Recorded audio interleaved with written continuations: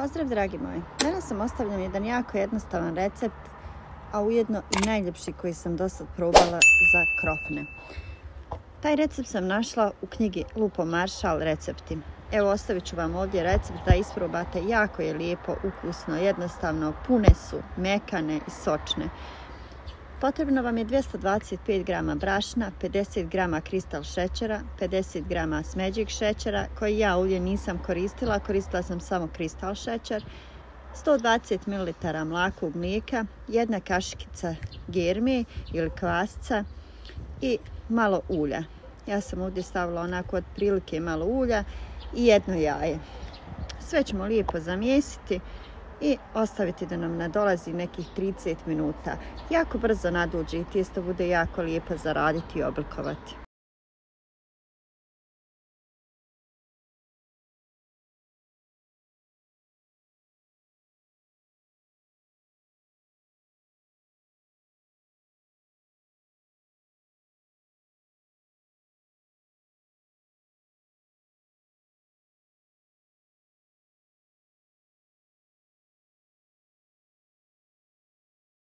Kada zamislite tijesto, poklopite ga i ostavite 30 minuta da nadolazi.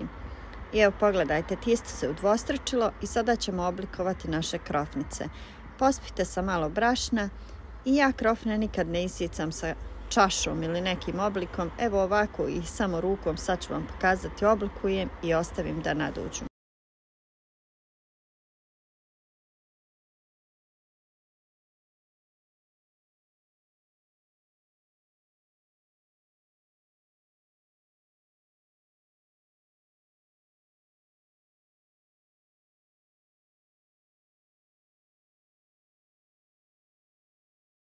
Oblikujte ovako rukom loptice i stavite ih na pek papir koji ste malo nauljili. Stavite malo ulja da vam se ne bi zalijepile. Evo ovako, znači jednostavno, ovako će biti punije unutra, neće biti šuplje. Kada ih sječete onako čašom ili neki oblik pravite, one budu tanke i onda se samo napušu i unutra bude onako baš šuplja krofna. Ova bude ovako puna kad je oblikujete ovako rukom.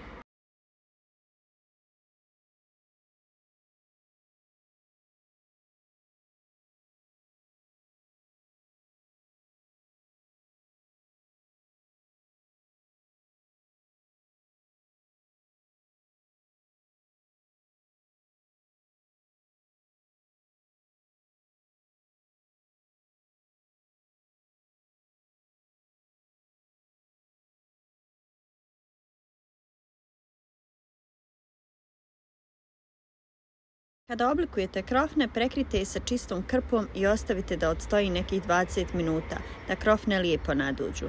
I evo, moje krofne su baš lijepo nadošle, treba da se udvostruče. Ja sam ulje već stavila da se zagrije, stavite neku manju šerpicu i nekih pola litra ulja u nju da bi vam krofne onako lijepo plivale u ulju. Ali naravno, već sam rekla kad sam pravila tulumbe da ja uvijek koristim neku manju šerpicu, da ne bi koristila puno ulja, jer ja ulje nikada ne koristim posle prvog pečenja, uvijek ga bacam i ne koristim ga 2 puta.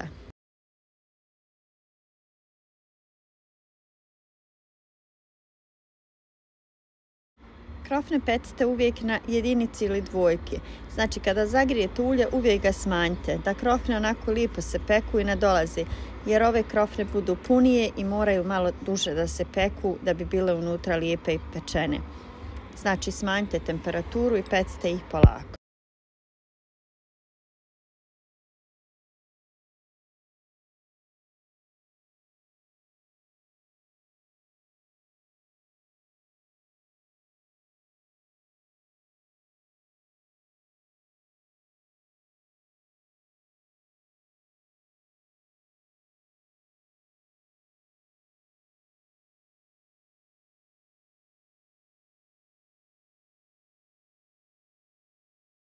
Ja ću polako da završim svoje krofne pa ću vam pokazati kako ću ih to ukrasiti i napuniti.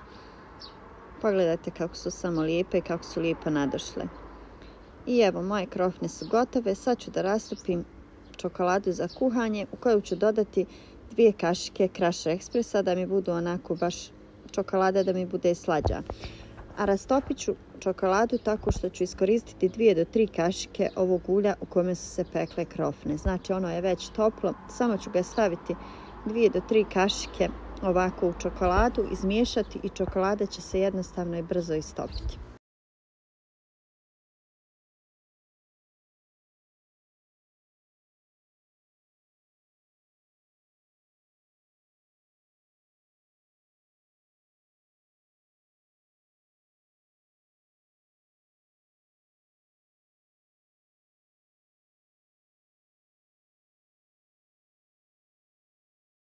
I napunit ću krofne sa eurokremom. Evo ovako kašikom probušite jednu rupu i stavite unutra dok su još krofne tople. Pogledajte samo kako su lijepe.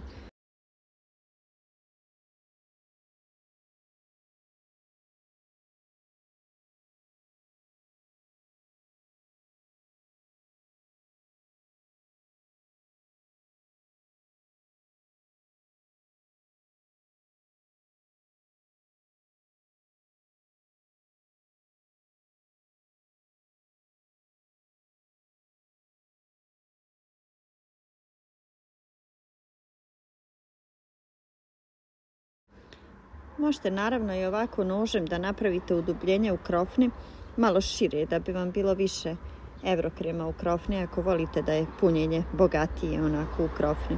Napravite i nožem jer ova krofna nije šuplja unutra i malo je potrebno da prosiječete nožem veću količinu da biste napunili je baš onako lijepo pun. Ja ću pola ovih krofni da umočim u čokoladu, a pola ću da ostavim onako bez ičega. Evo pogledajte, ovako jednostavno ih umočite u čokoladu, unutra su napunjene eurokremom i ovo je nešto što ja toplo preporučujem. Nadam se da vam se dopao i ovaj moj recept. Ako je tako, lajkujte, pretplatite se na moj kanal ukoliko to niste, podijelite neki recept sa vašim prijateljima i tako me malo podržite da moj recept postane gledaniji. Hvala vam što ste tu, što me pratite i što me svakodnevno podržavate.